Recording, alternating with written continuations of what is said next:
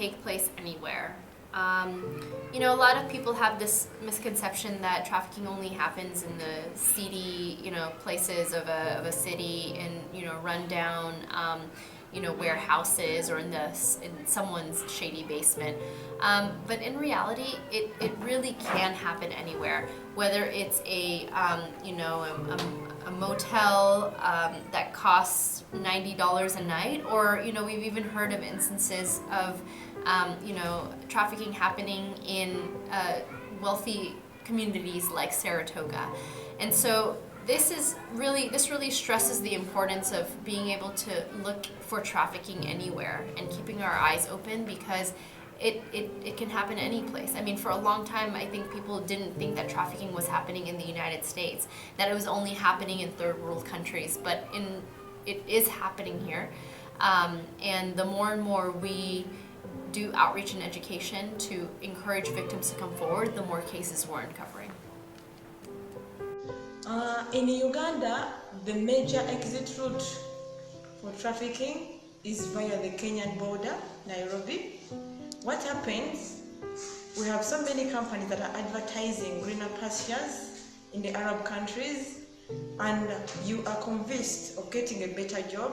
So people are selling off their property, plots of land, cattle, name it, and securing money for either the visa or the ticket.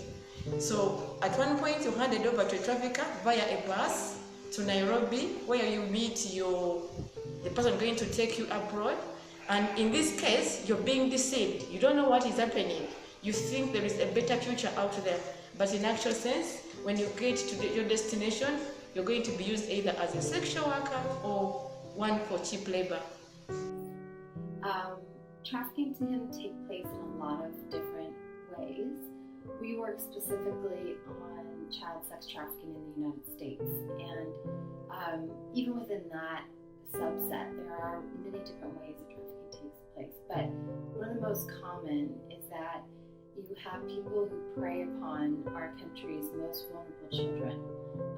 Children, the majority of whom are coming out of foster care, who have already been sexually abused in their lives, who are coming from a divorced or abusive family, and these kids are seeking someone to take care of them, and the trafficker or the pimp comes along and presumes to take care of them, or the child thinks that, and ultimately kind of wins over their favor and forces the child to engage in commercial sex acts.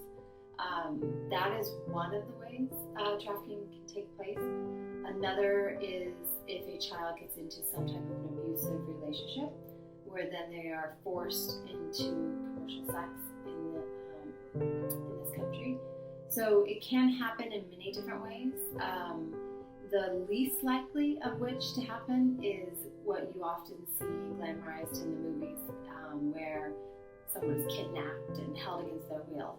That may happen at times, but the reality is that this is really happening through a lot of kind of coercion and mind games with our children who are most vulnerable in this country, who are then exploited because of that vulnerability. Well, human trafficking is a universal problem. It's not just in developing countries. If you have some time to go on the Global Survey Index website, you can see how far it stretches all over the world. But now in our Ghanaian context, talking specifically about the child labor, which is like 85% of the kind of human trafficking we have in Ghana, we have about 49,000 kids that are working on the Lake Volta. And out of those 49,000 kids, we have 21,000 who are involved in hazardous child labor. So out of those 21,000, also we have boys and girls, and the boys are the ones who do the hard work, mostly like entangling the net, diving, and all that, and the women or the girls are the ones that usually do like house chores and sell stuffs at the market. And when they get to an age where they're old enough, they sometimes get given to other men or other slaves to satisfy their lust and all that, and that's when the sex trafficking aspect comes in on the Lake Volta. Trafficking occurs through the exploitation of persons who have been threatened or forced, coerced, abducted, recruited, fraudulently recruited into working for somebody, or that the person is owned by somebody else or is empowered, held power over by somebody else. And so, but there's also two areas of trafficking that we often do not hear of, and that is of organ trafficking and also of domestic servitude. Human trafficking takes place anywhere. It does not discriminate. Anywhere in the community, anywhere in the home, anywhere in the country. For as long as you fall prey to the traffickers, you will be taken.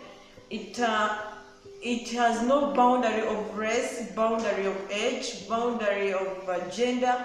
Anyone who falls prey to the traffickers, they will get you and you will be trafficked.